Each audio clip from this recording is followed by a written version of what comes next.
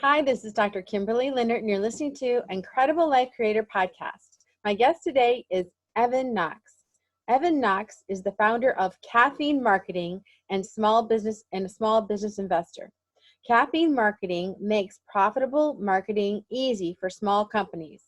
As an investor, Evan helps small companies double and sometimes even triple their bottom line.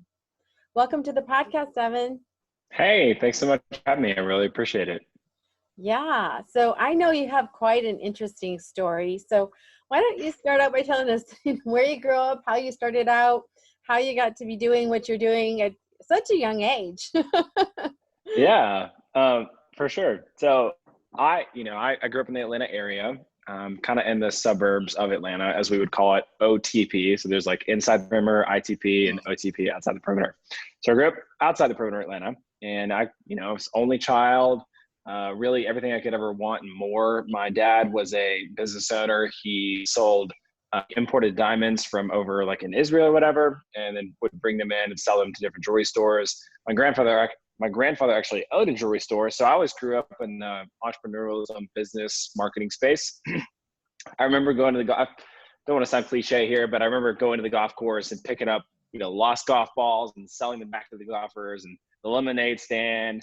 And my mom always laughed at me because I would always have some sort of, adventure like this going on. Like I'd always hire my other preteen friends to go mow lawns with me, And I'd take a cut from it. So anyway, that's always been a thing that I grew up and loved doing. And so this is kind of a funny story, but like, just to give you an example, one time when I was 14 years old, I was driving my mom's truck at the barn with her permission, granted, and off public property, and I backed into a tree. And I remember I pulled up to my mom and I was like, "Mom, I'm so sorry. Don't worry. One day when I'm a successful entrepreneur, I'll buy you a new truck.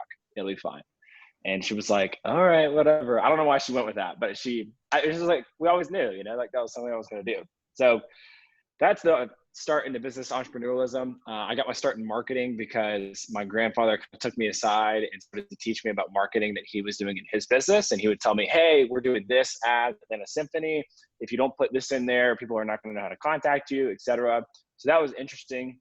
And then I'm going to skip forward, which we can always go back. But about 4 years ago, I decided to start Caffeine, and my dad had unfortunately passed away, and my grandfather was about to retire. And so I thought, you know what, I can't help them anymore, but can't help other small business owners and entrepreneurs like them. And so that's why I decided to go through the process of starting Caffeine Marketing. Right. So that's a great name. How did you come up with Caffeine Marketing? Well, as I sit here drinking my coffee, that might be part of the explanation.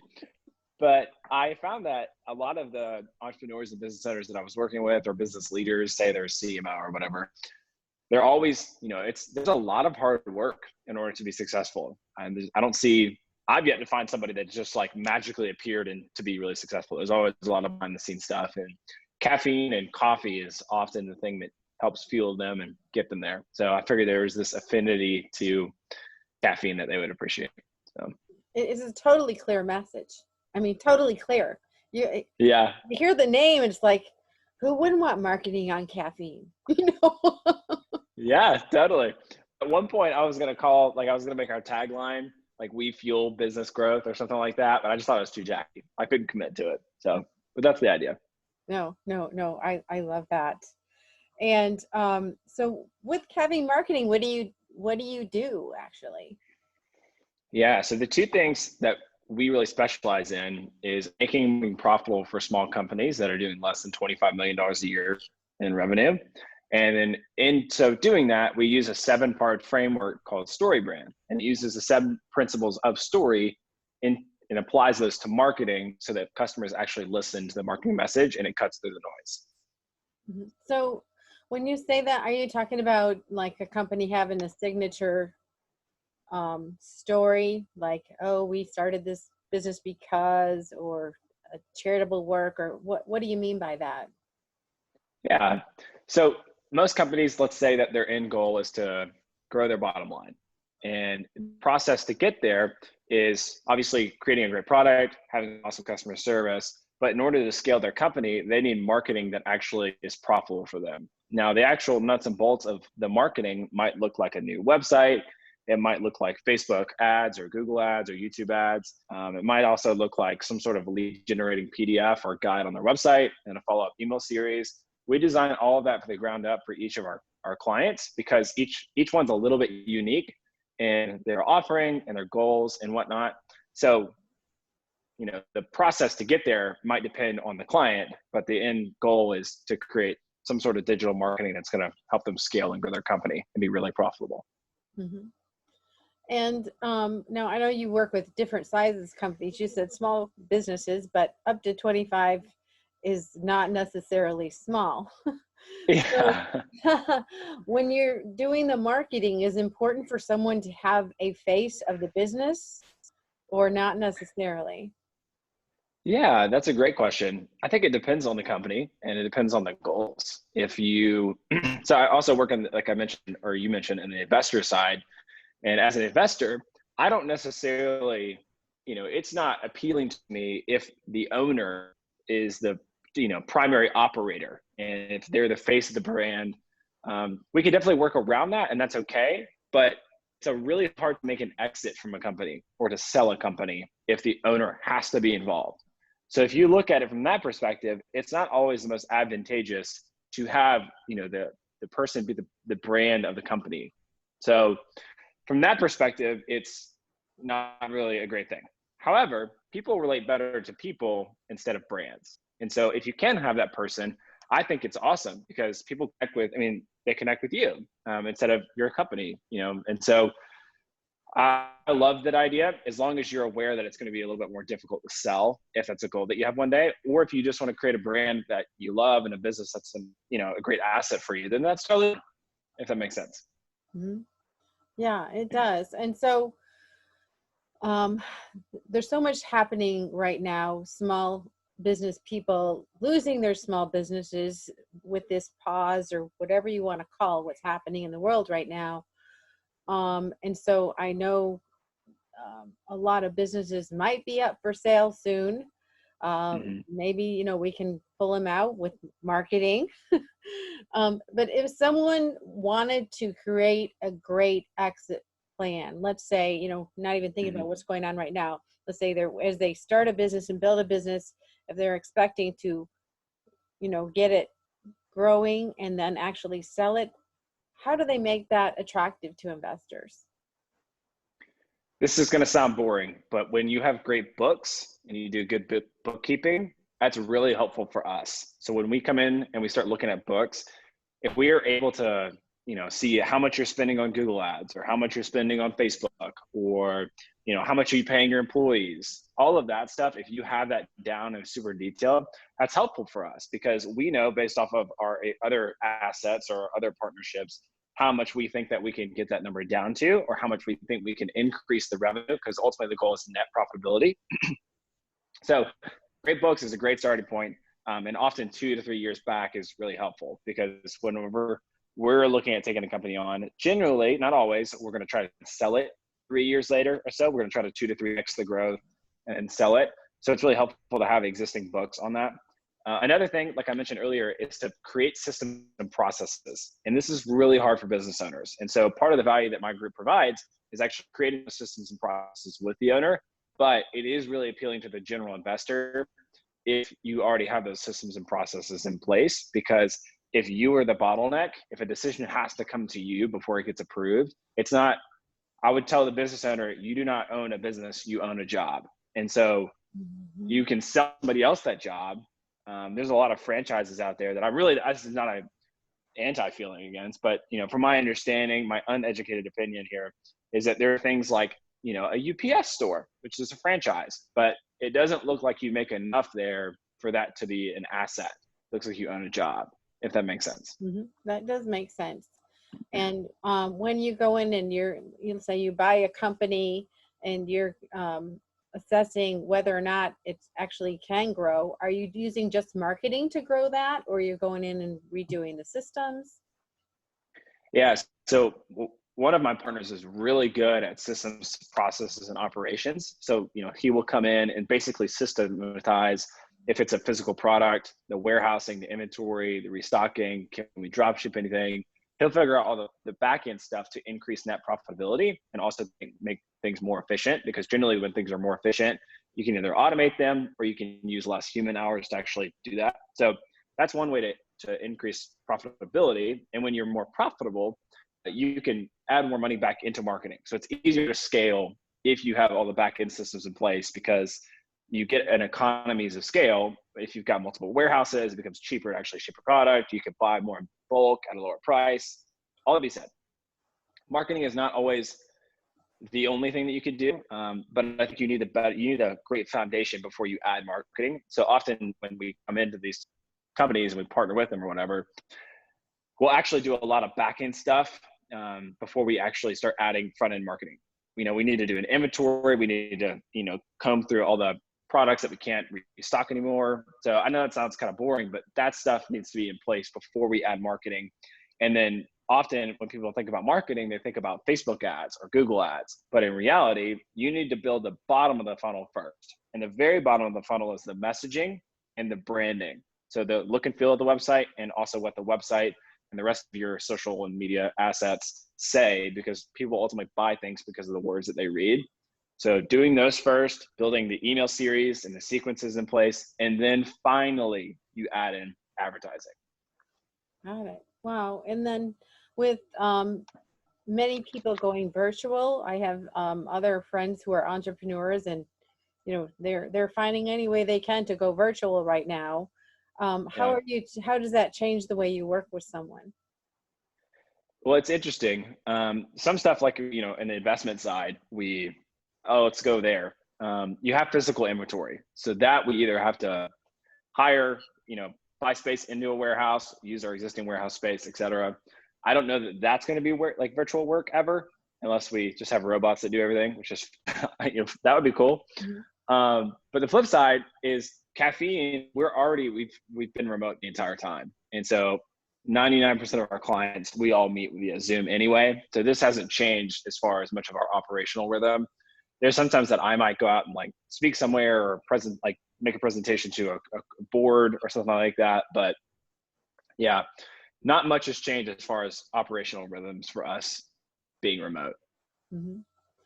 Yeah. So I know you help other people with their messaging and everything. So how do you do your messaging? What's your message? Well, that's great. Yeah.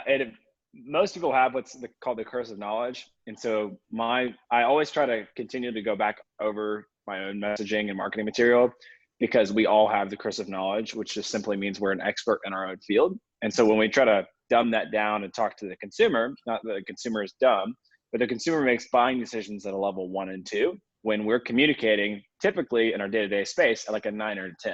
Mm-hmm. And we know that we have to dumb it down. And so we try to communicate at a really simple level, but often it's a 5 or a 6. So I have to always go back and, my wife is a great person to give me feedback, because she doesn't love business. She's very much not interested in it.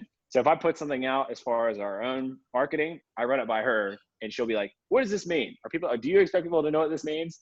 And I'm like, I guess not. If you don't know what it means, then I probably need to re-say it. So let's just say this instead. She's like, well, then why didn't you just say that? And I'm like, I don't know. I don't know why I said that. So my filter. She's how I get our messaging right.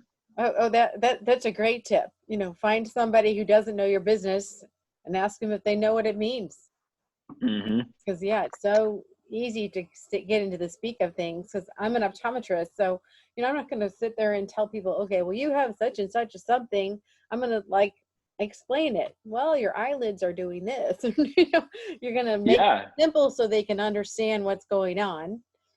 Right. So yeah, it's almost like it helps. I think, in the doctor space, whenever we've had interactions with doctors and whatnot, I always appreciate it, because I know that you're way smarter than me. I know you could use all kinds of terms that I would never understand. But if you can communicate to me in a way that I understand, it's going to make me feel better, give me a sense of ease. So it's great.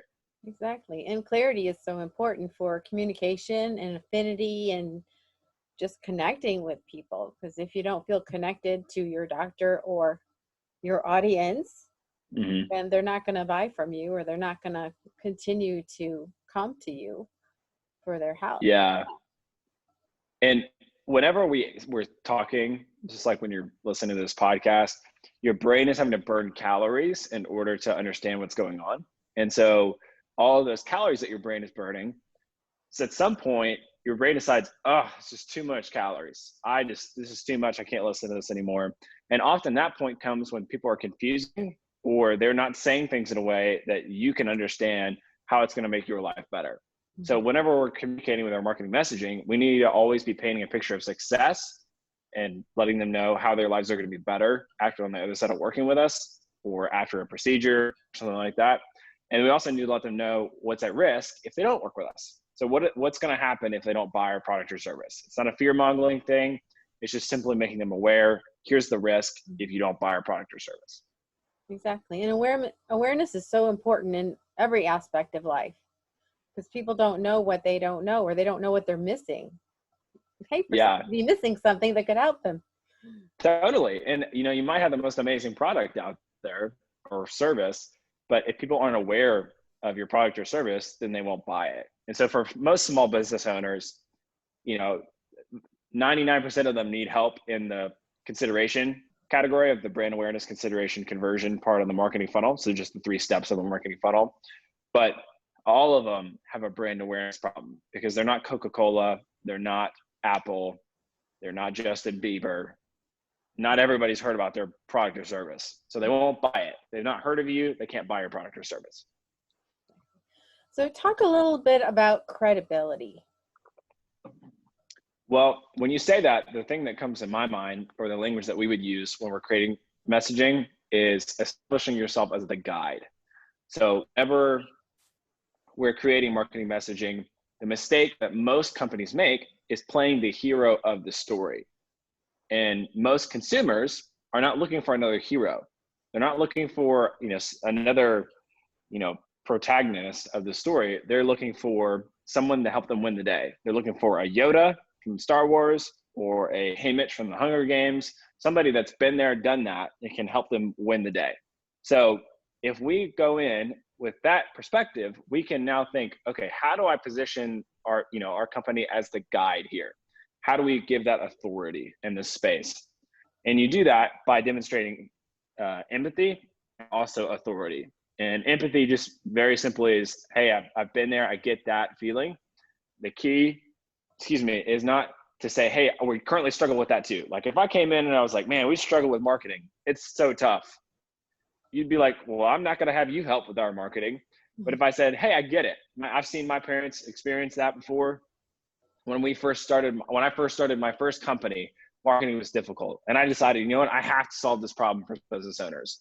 It's saying, hey, I get there. I've been there. I felt that, but ultimately I'm not there anymore. And then the flip side is authority. And ways that you can demonstrate your authority are through testimonials. Also, you could add, one of my favorites is adding logos on your website of people that you've worked with. That's a great example. Video testimonials are great as well. Credentials, professional licenses, all those are great authority builders. Yeah. So I've heard different things on this, as far as which platforms to be on, as far as social media marketing. Some people say, well, just be on the one that most of your customers are on. But then I've heard other people say, well, you should just be on all of them. And I'm telling you, even with this podcast and keeping up, trying to post each thing on every one is exhausting. Yeah. So what's your answer to that? How should we be on one? Should we just concentrate on one, or should we be on all of them? I think this is my 2 cents. The day is gone where you can become Insta famous or Twitter famous or gain a huge following on Facebook very quickly.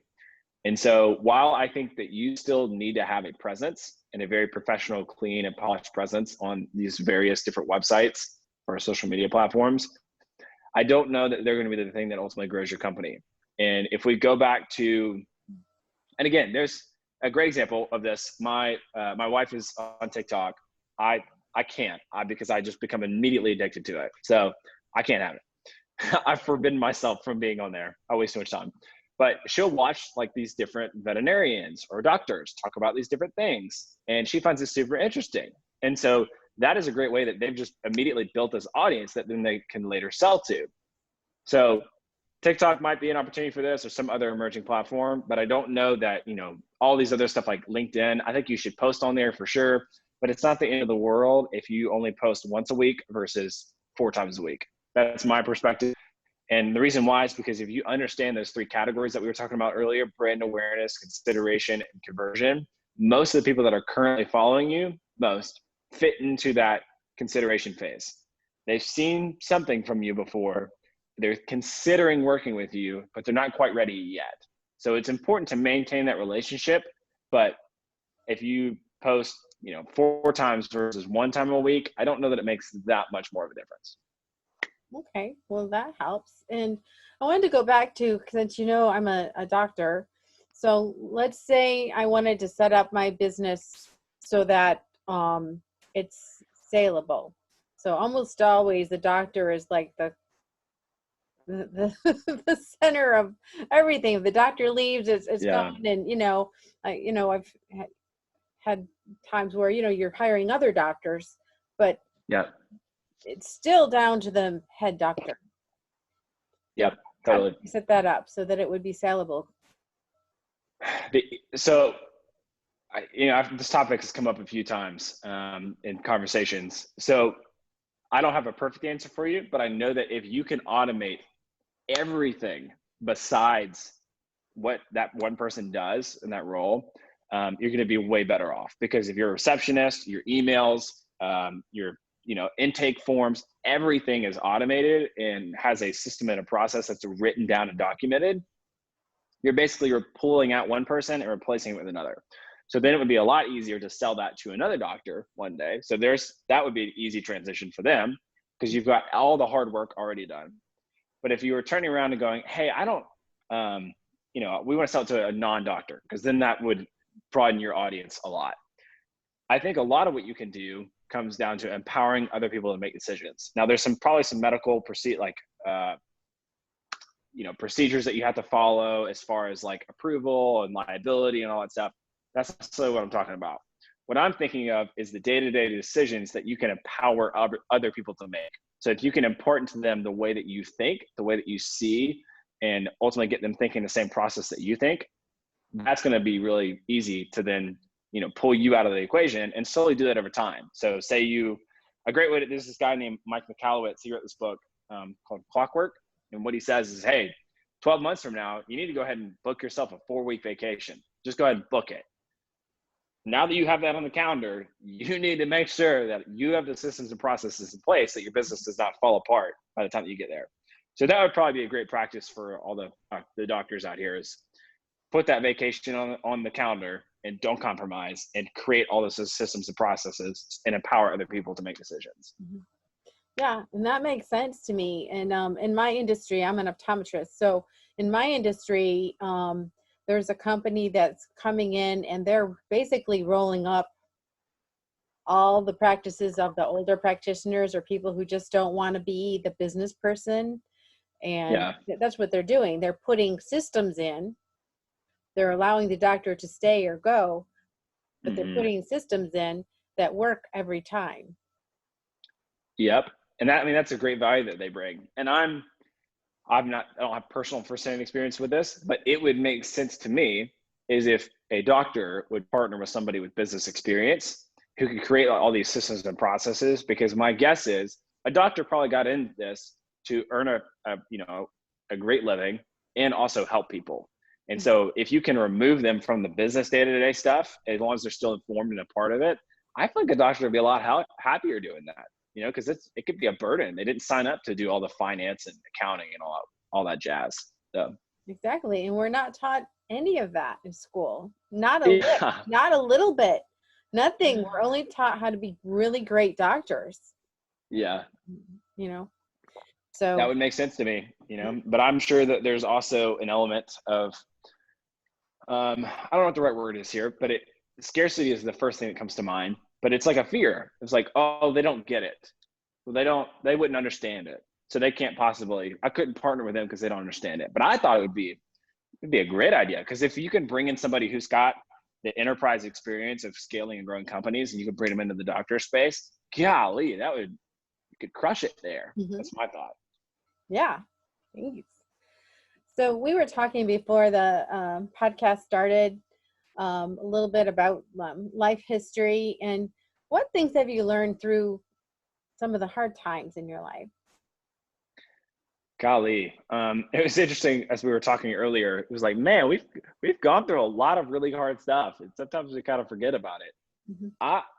I'm happy to hit on any of those, but I'll just kind of skip through some as a high level. But like, my lost my dad, and which some people have gone through grief as well. I also lost my stepdad. Before my dad died, he didn't die from this, but he was a narcotic for some like pretty crucial years in my life. So like through high school, he relapsed and started doing drugs again. And we lost everything. Everything got foreclosed on. Like literally remember like the pink slip or whatever the thing is on my house, and being evicted out of our house. And I remember having to clean my dad's house out because he had gone to jail and they were foreclosing on his property. And so all kinds of ridiculousness. And even when talking about the doctor, I remember going to the dentist office, and my mom did a really good job. Well, she wasn't perfect in the whole scenario as well, which no one ever is. But she was doing her best to keep us in that home so I could finish out that particular school year. And she was also, doing the best that she could not to invoke fear, because we were living, I want to say above our means, or whatever the right word is here for, we couldn't afford where we were living. But during that whole season, she didn't have a panicky thing, or at least she didn't try to come out, put that on me. But I could still, as a 16-year-old, I could see what's going on. I could see that, we're losing everything. Dad's selling things for drugs, all the stuff about the bank and all that jazz. And so I remember going to the dentist office and having a cavity, and I started crying because I was worried about how much that was going to cost my mom. And I was worried we didn't have enough to pay for it. And then I remember them saying, hey, do you want like, gas or whatever, like, or laughing gas or whatever the drug was that they were going to give me. And I remember asking, well, how much does that cost? They were like, I think it, like with your insurance, is like $200, which for like a 16-year-old to ask that feels kind of weird. And I don't think I was 16 because I couldn't drive. So I was 15. And I just remember like being like, no, like I just give me the, whatever the other one is, because I just was so worried about us not having enough. And so during all that whole season, I feel like some stuff that I learned was to have an internal locus of control. And at some point I decided, you know what? I can't change what my dad's doing. That's beyond my control, but I can control me. And I don't want to end up like that. And so I want to make better, wiser decisions than he's making. Also during that season, my faith became really important to me and my relationship with God. So that was really cool. There's like a benefit of that.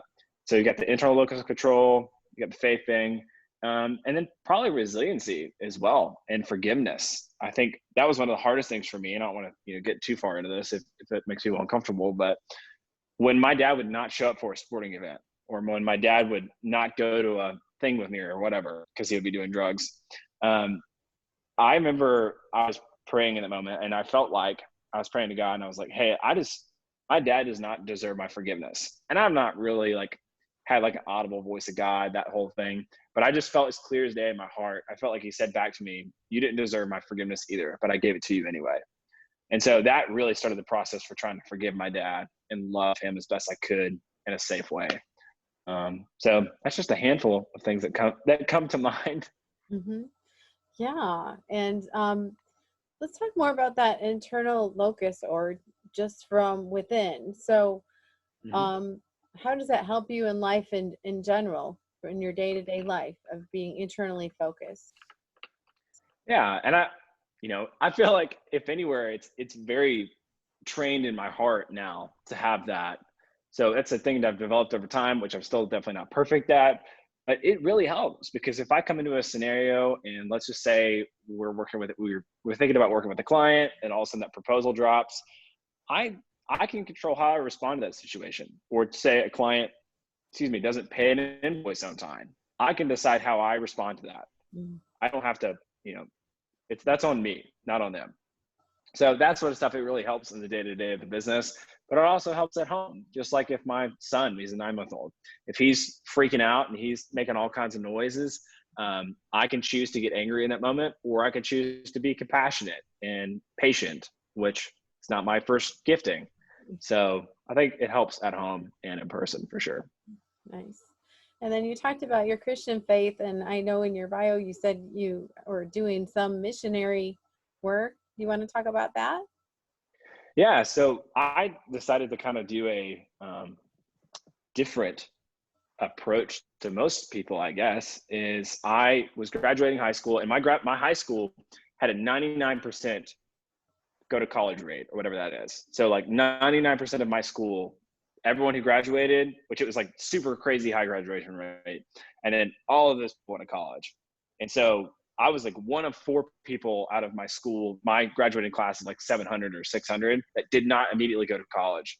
And I remember a principal sitting me down and me going, Evan, because he had actually been my principal in middle school as well. And so he's like, Evan, what's the deal? Like your grades are fine. Like you could totally go to college.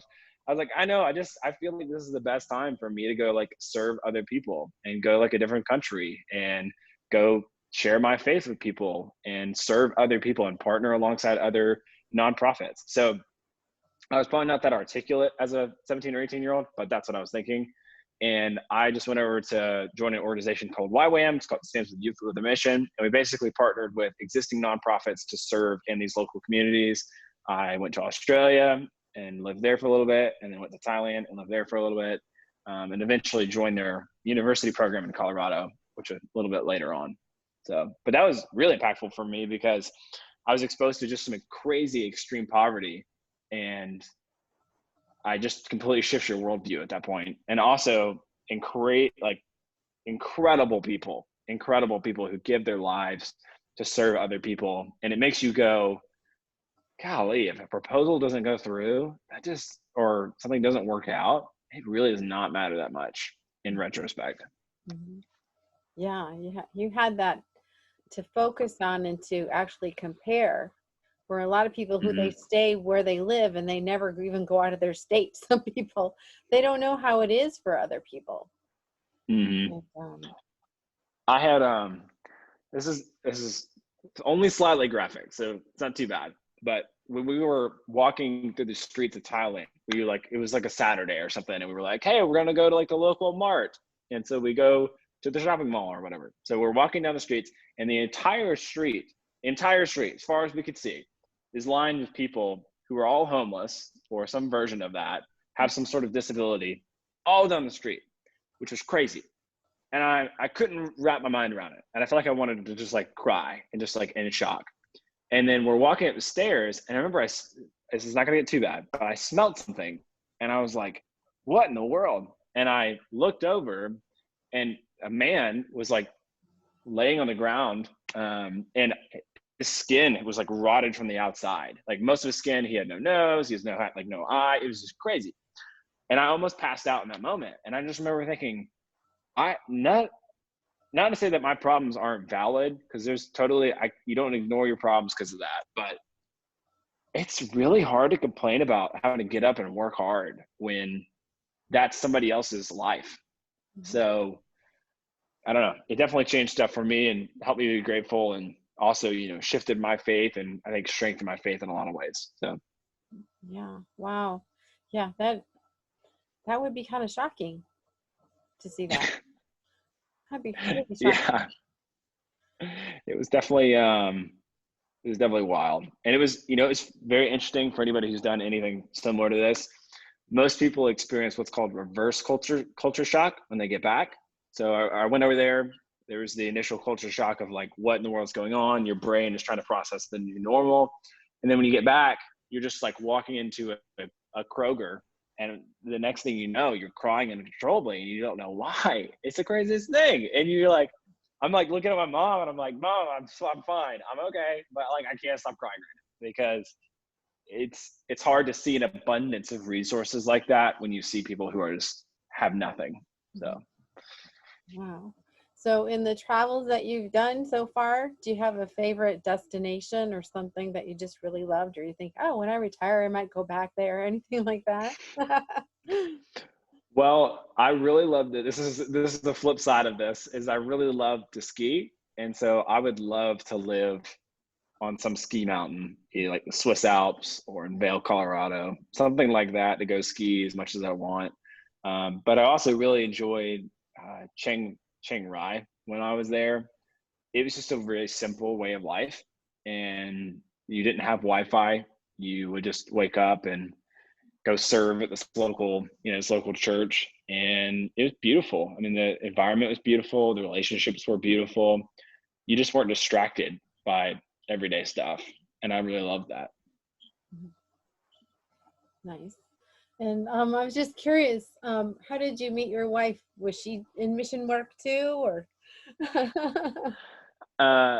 Not necessarily. She's done a few like what we call short-term trips. She's just gone for 2 weeks or whatever to like, some other country or whatever, which is a great experience for her for sure. But we met in Colorado. I was an intern at this church out there, and I remember it's kind of funny. She had dated a friend of mine for like a month, and about a year later, she had come back to the church that we were, that we had all met at or whatever.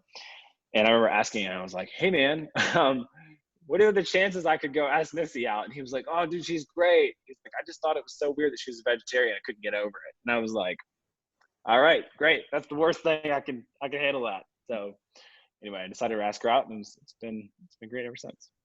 Wonderful. And you have how many kids? You have one, two? We have one. His name is Titan, and he's 9 months old.